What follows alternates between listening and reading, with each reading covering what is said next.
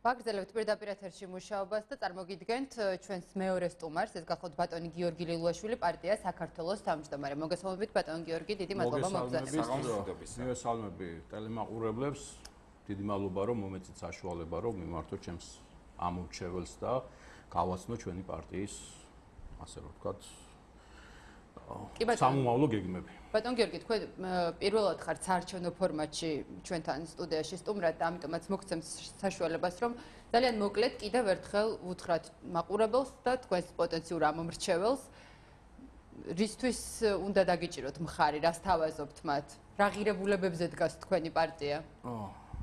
ჩვენი პარტია საზოგადოებას მოვახსენებ, რომ ახალი შექმნილი არის, პარტია შეიქმნა ეროვნული აკადემიის ეგიდით, ძირითადად ძალას პარტიაში წარმოადგენს ეროვნული აკადემიის მეცნიერთა ჯგუფი.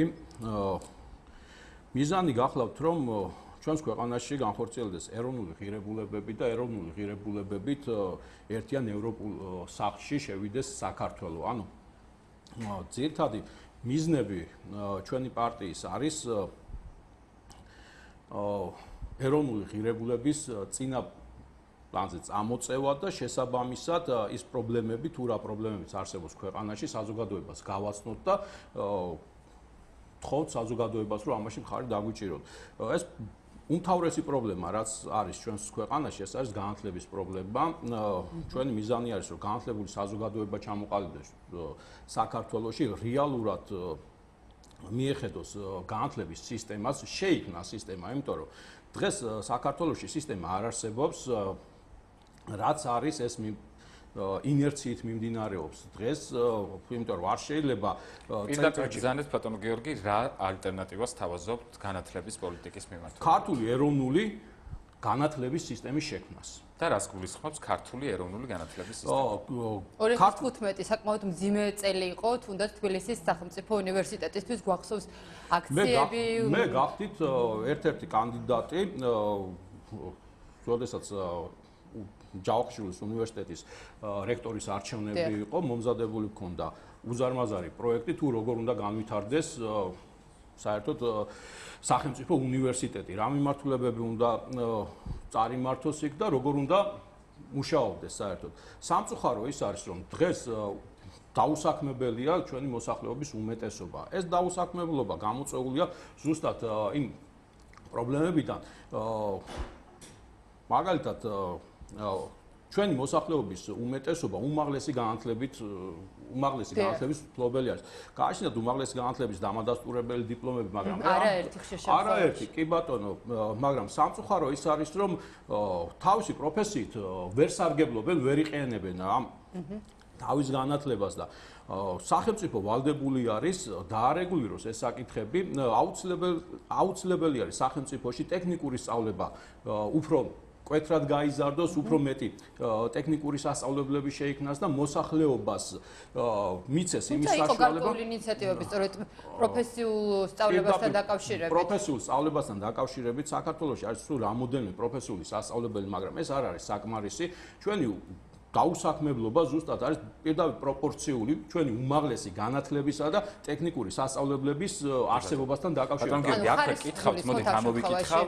ხარისხს და თვისობრიობას თავისთავად, იმიტომ რომ ჩვენ ისეთ პროფესიის ადამიანებს უშვებთ, რომელთა უმეტესობა დაუსაქმებელი დარჩება. კი ბატონო. ბატონ გიორგი, რადგან განათლებაზე ვსაუბრობთ და სისტემაზე, რომელიც ასე ვთქვათ, როგორც მივხვდი, არ მოგწონთ და სთავაზობთ ალტერნატივას ამორჩეველს, მე ამოვიკითხავთ სოციალურ ქსელში თქვენსავე გვერდზე წერია, რომ სწავლის გადასახადის 70% შემცირება სრულად შესაძლებელია, რის საფუძველზე ფიქრობთ, რომ ეს კვლევა ჩატარდა. აი ზუსტად ეს კვლევა ჩატარდა ჯერ კიდევ როდესაც წინა ხელისუფლება იყო, მაშინ ჩავატარეთ ეს კვლევა, აღნიშნული კვლევა ახლაც განახლდა და ჩავატარეთ. ეს კვლევა ჩატარებული იქნა ეროვნული აკადემიის პროფესორებისა და აკადემიკოსების მიერ და ასეთი დასკვნა დაიდო. ანუ ეს არის არა უბრალოდ სიტყვები, არამედ ეს არის მეცნიერულად დამტკიცებული, თუ რა ჯდება ერთი სტუდენტის მომზადება. აქედან გამომდინარე ის თანხები, რასაც სტუდენტი იხდის, გაურკვეველი არის, სად მიდის და უხეშად რომ ვთქვათ, მაგალითად ერთი სტუდენტის მომზადება ერთი წლის განმავლობაში სადღაც 250-300 ლარამდე ჯდება. დანარჩენი თანხა, რასაც სახელმწიფო უმაღლეს სასწავლებელზე ვსაუბრობ, დანარჩენი თანხა ვიჯიბეში მიდის, რას ხმარდება კაციშვილმა არ იცის.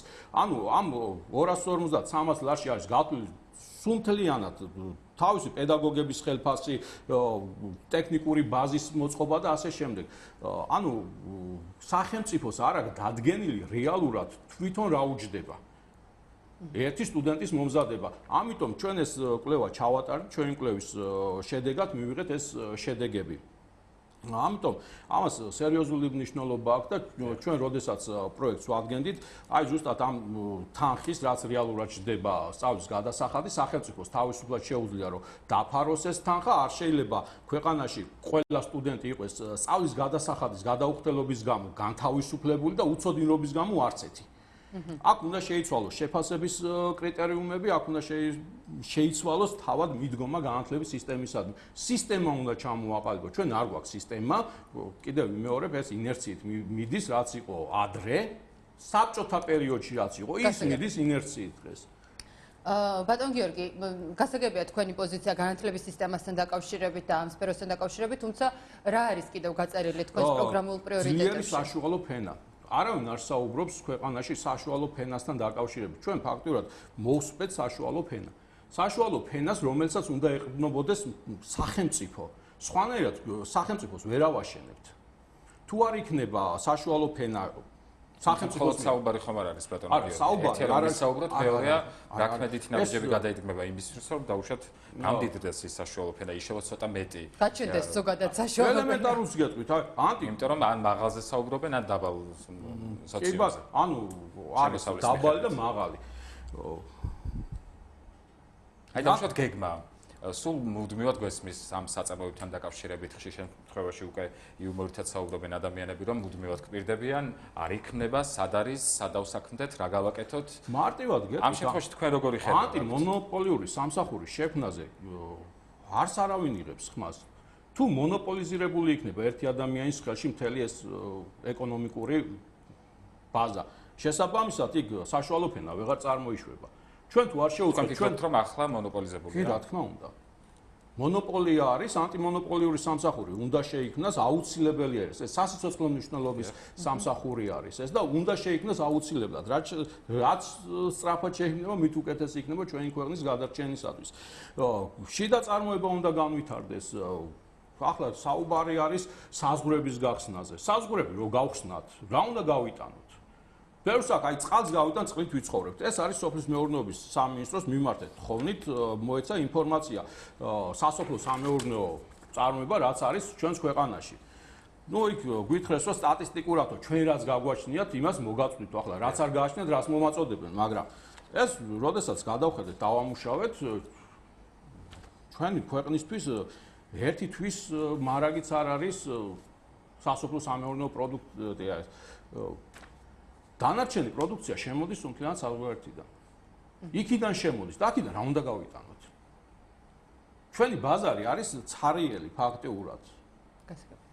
და როგორ ფიქრობთ, აი ამ შემთხვევაში რადგან სოფლის მეურნეობას მივადექით, რომელზეც საუბრობენ მუდმივად განსაკუთრებით ექსპერტები, რომ საქართველოსთვის არის სტრატეგიული მნიშვნელობის სოფლის მეურნეობა და შეიძლება ძალიან ბევრი წარმატებული ნაბიჯის გადადგმა ამ მიმართულებით, როცა საუბარია ინვესტორებზე დაუშვათ, რომლებიც ინტერესდებიან ჩვენს ქვეყანაზე სხვადასხვა საქმიანობით. როგორი უნდა გქონდეს ქვეყანას პოლიტიკას? უშუალოდ თქვენი ხედვა როგორია ამ მიმართულებით? ჩვენს სოფლის მეურნეობა უნდა გავაკეთოთ ყველა ინვესტორს და დაუშვათ ჩვენ სახელმწიფო მისცეს შესაძლებლობა იგივე სახელმწიფომაც უნდა ჩადოს, რა თქმა უნდა, სოფლის მეურნეობაში, მაგრამ აქ უნდა იყოს თანამედროვე ტექნოლოგიები დანერგილი სოფლის მეურნეობაში. ჩვენ სტატისტიკა გვაქვს ასევე აღებული 80-იან წლებში, აი საბჭოთა პერიოდში, როდესაც სოფლის მეურნეობა ყვაოდა. იმ მონაცემებით ჩვენი მოსახლეობის 1/3-ს ძლივს აკმაყოფილებდა ჩვენი სოფლის მეურნეობა. შესაბამისად, იმ პერიოდში, როდესაც ერთიანი სისტემა არსებობდა, სხვა რესპუბლიკებიდან შემოდიოდა ეს პროდუქცია და ამით სარგებლობდით ჩვენ. როდესაც ეს სისტემა მოიშალა, ის სოფლის მეურნეობა გაპარტახდა, დღეს ფაქტიურად სოფლის მეურნეობა გაპარტახებული არის. ჩვენ გვიწევს თავიდან რაღაცის შექმნა, ამისათვის გაპატახებული და ამავდროულად ამბობენ, რომ დავუშვათ რეგიონებს ტოვებს მოსახლეობა და სხვათა შორის მართლ გუნდს ჰქონდა ძალიან ბევრი ინიციატივა ამ მიმართულებით, თუმცა საინტერესოა თქვენი გეგმა როგორია, როგორ აპირებთ დაამაგროთ დავუშვათ სხვადასხვა რეგიონში მცხოვრები ადამიანები განვითარება თანამედროვე ტექნოლოგიების დანერგვით სოფელში მიამაგრებს ამ ახალგაზრდობას და მოსახლეობას შესაბამისად ის განათლების სისტემა რაიონში უნდა იქნეს გადატანილი ჩვენ უნდა ვასწავლოთ სოფლის მოსახლეობას დავუშვათ რეგიონში და შემდეგ ჩამოვა ისევ დედაქალაქში აქ არის ტექნიკური განათლება თუ სოფლის მოსახლემ არ იცის თუ როგორ დაამყნოს ესა თუ ის სცენარი როგორ იმიტომ რომ გაიგოს ამორჩევა კი ანუ აქ არის საუბარი იმაზე რომ სოფლის მოსახლე კი ბატონო დაამთავრა ტექნიკური განათლებაც მიიღო შემდეგ რა ხდება უნდა მიცეს სახელმწიფომ იმის საშუალება მაგალითად ჩვენ გვაქვს პროექტი, როდესაც სახელმწიფო გასცემს დაბალ პროცენტიან სესხს, ეხმარება სოფლის, იმიტომ რომ სტრატეგიული არის ეს ჩვენთვის.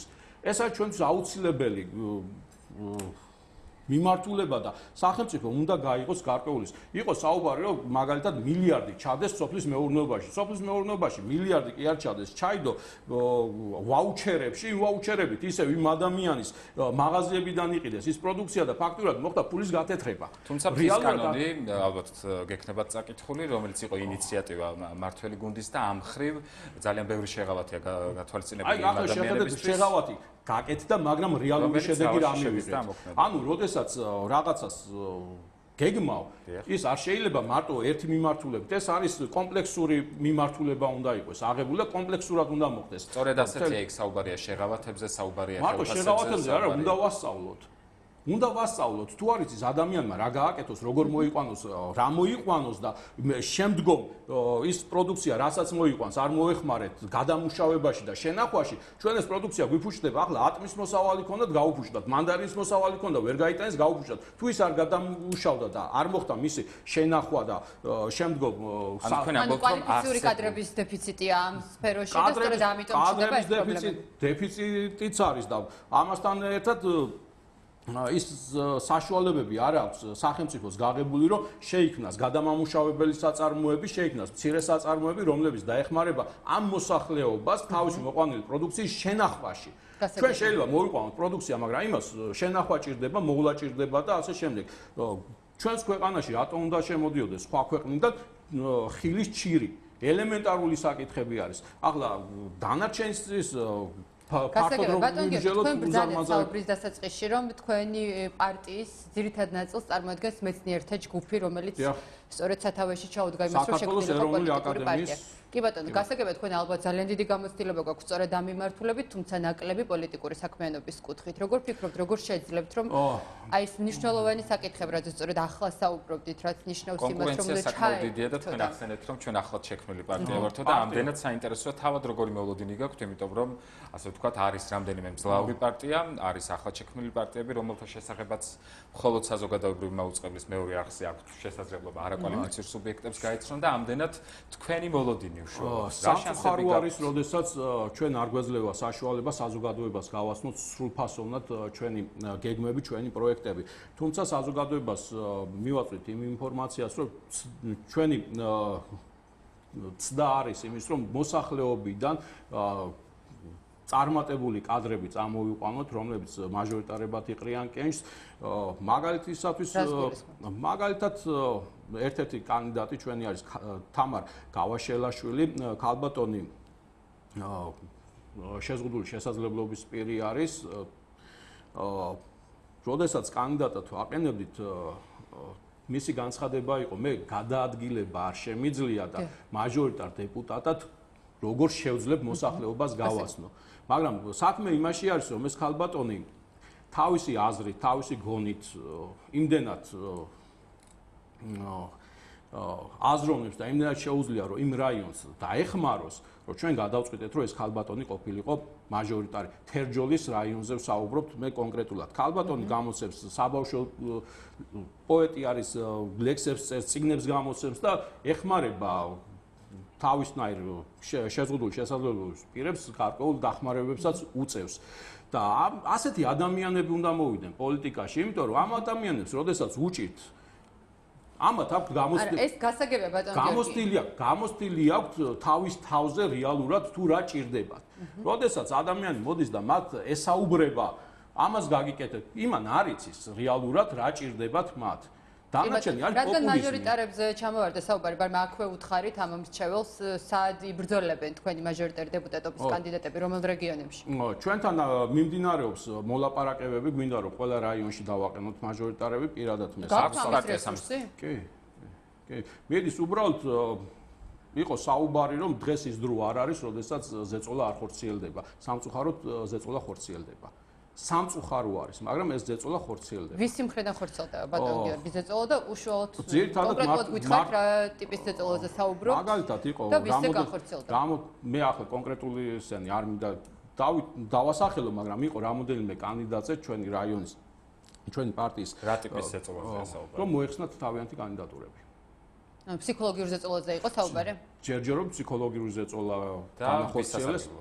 ვის სასარგებლოდ, მათ სასარგებლოდ არ არის საუბარი, როდესაც მოხსნით კანდიდატურას, სამიმას გაარკვევ რომ ვის ეს არის ეს, მაგრამ რომელი პოლიტიკური ძალის მხრიდან იყო ეს ზეწოლა ბატონო გიორგი? ძირითადად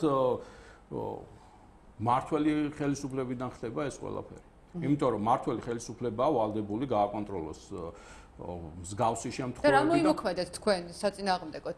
საწინააღმდეგოდ ერთ შემთხვევაში ვერც ვერაფერი ვერ განვახორციელებთ, იმ კანდიდატმა უარი განაცხადა და მოხსნა თავის კანდიდატურა, ერთ შემთხვევაში ანუ მოექცა ზეწოლის ზემოქმედების. კი, მოექცა ზეწოლის ზემოქმედების ქვეშ, მეორე კანდიდატმა ამაზე ხმამაღლა არსად გისაუბრიათ. არა, არ გვისაუბრია, მიმდინარეობს გარკვევა კონკრეტულად ვინ იყო ეს პირები და მტკიცებულების გარეშე კონკრეტულად ვერ დავადებთ ხელს, მაგრამ მეორე კანდიდატმა, რომელმაც იბრძოლა ბოლომდე და არ შეეპუვა იმას, აგზელებს აქტიურ მონაწილეობას და აქტიურად ჩაერთვება საარჩევნო კამპანიაში. ანუ პრობლემა ასეთი სახელი და გვარი ვინ განახორციელა თქვენს მაჟორიტარობის კანდიდატზე? ზეწოლა, თუმცა იცით რომ ეს იყო მართველი გუნდიდან. მართველი მე პირდაპირ ვამბობ, დღეს პასუხისმგებელი არის მართველი გუნდი იმაზე, რომ დაიცვას როგორ ფიქრობთ, თუ კი მართლ გუნდზე საუბრობთ, როგორც წესი მსგავსი ტიპის განცხადებები პოლიტიკოსებისგან ისმის ხოლმე მაშინ, როცა საუბარია მძლავრ პოლიტიკურ გაერთიანებებზე და გუნდზე. როგორ ფიქრობთ, რა ინტერესი შეიძლება ქონდეს მართლ ძალას იმ შემთხვევაში თუ გავისთვალისწინებთ თქვენს პირველ ფრაზას, რომ ეს არის ახლად შექმნილი კანდიდატები, რომლებიც დავასახელეთ, ჩვენ ფაქტურად იმ რაიონში გამარჯვების მომტანები იყვნენ და შესაბამისად ეს არავის არ აწყობს აქ ანუ საუბარი არის ისეთ კანდიდატებზე, რომელიც იმ რაიონში იმ ადამიანებს სურდათ, რომ ყოფილიყვნენ.